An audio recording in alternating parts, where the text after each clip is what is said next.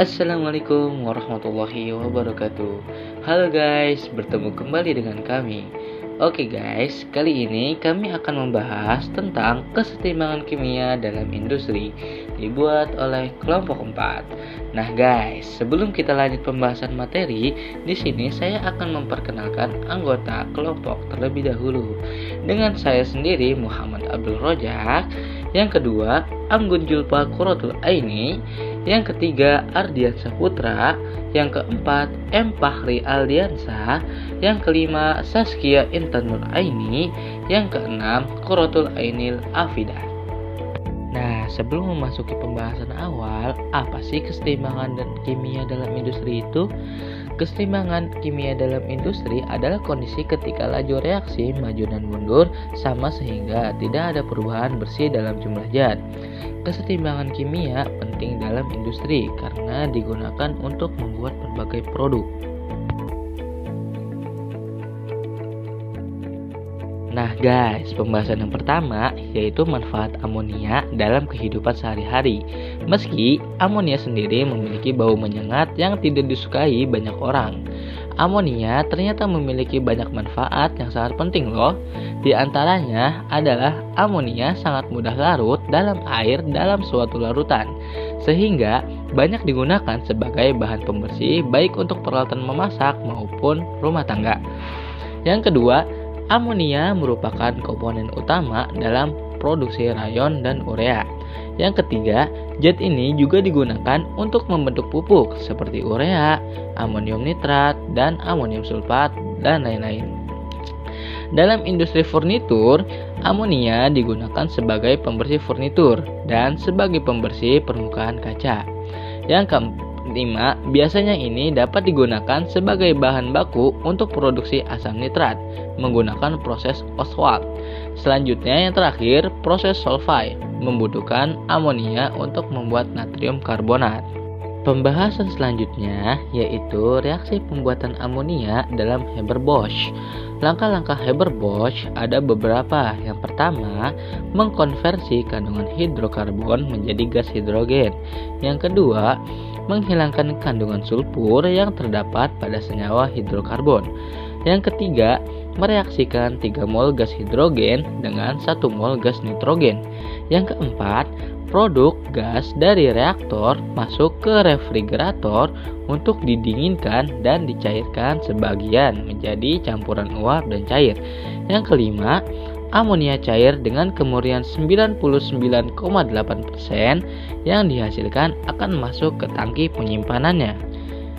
Nah, di sini sudah ada reaksi pembuatan amonia dengan proses yang tadi disebutkan, yaitu untuk setiap 1 mol gas nitrogen dan 3 mol gas hidrogen menghasilkan 2 mol gas amonia. Cara memperoleh amonia secara efektif dan efisien dengan proses Haber-Bosch ada beberapa, yaitu yang pertama, pemisahan nitrogen dan hidrogen. Nitrogen diperoleh dari udara melalui proses pemisahan udara, sementara hidrogen biasanya diperoleh dari metana melalui proses reforming dengan uap. Yang kedua, pembersihan gas. Gas-gas mentah dibersihkan dari kotoran yang dapat mengganggu katalis. Yang ketiga, kompresi. Gas nitrogen dan hidrogen dicampur dalam rasio yang tepat, kemudian dikompresi ke tekanan tinggi, sekitar 200-300 atmosfer. Yang keempat, reaksi pada katalis. Campuran gas kemudian dialirkan melalui reaktor yang mengandung katalis besi pada suhu tinggi, sekitar 400-500 derajat Celcius. Di sini, nitrogen dan hidrogen bereaksi untuk membentuk amonia NH3. Yang terakhir, kondensasi dan pemurnian. Amonia yang terbentuk kemudian didinginkan dan dicairkan untuk diambil dari campuran gas.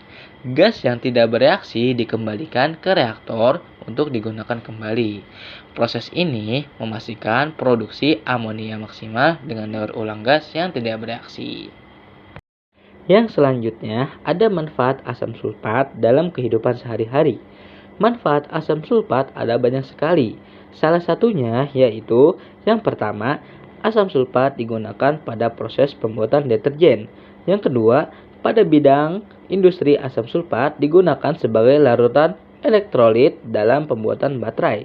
Yang ketiga, asam sulfat digunakan dalam proses penghilangan zat-zat pengotor dari minyak bumi pada proses penyulingan minyak bumi.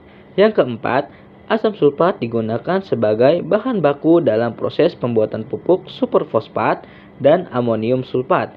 Yang terakhir, asam sulfat berperan pada proses cleaning atau pickling. Dan masih banyak lain manfaat asam sulfat dalam kehidupan sehari-hari. Selanjutnya yaitu ada manfaat oleum atau asam pirosulfat.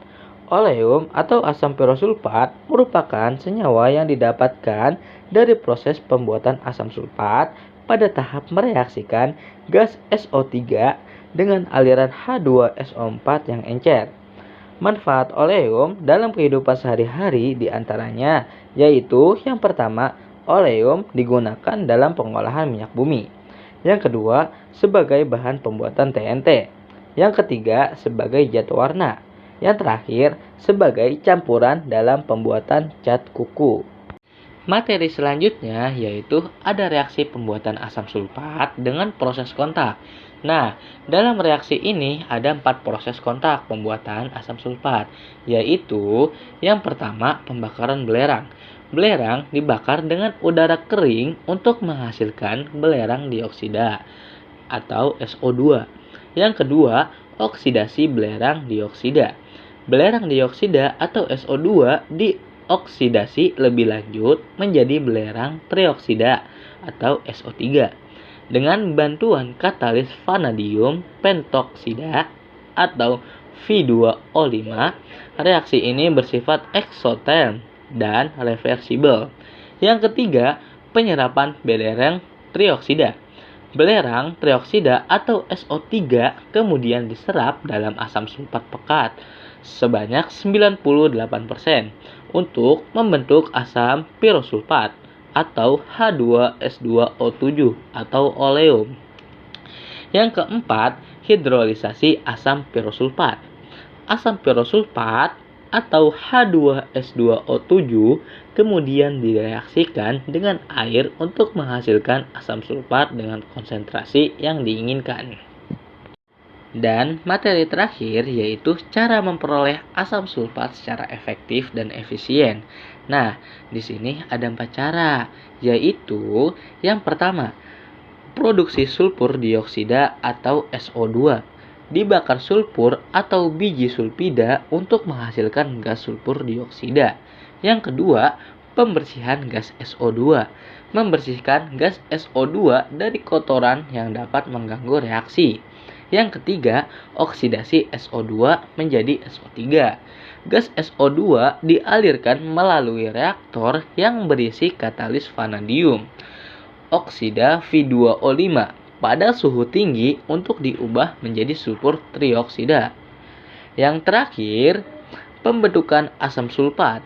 Gas SO3 dicampurkan dengan asam sulfat pekat untuk membentuk oleum atau H2S2O7 yang kemudian dicampur dengan air untuk menghasilkan asam sulfat.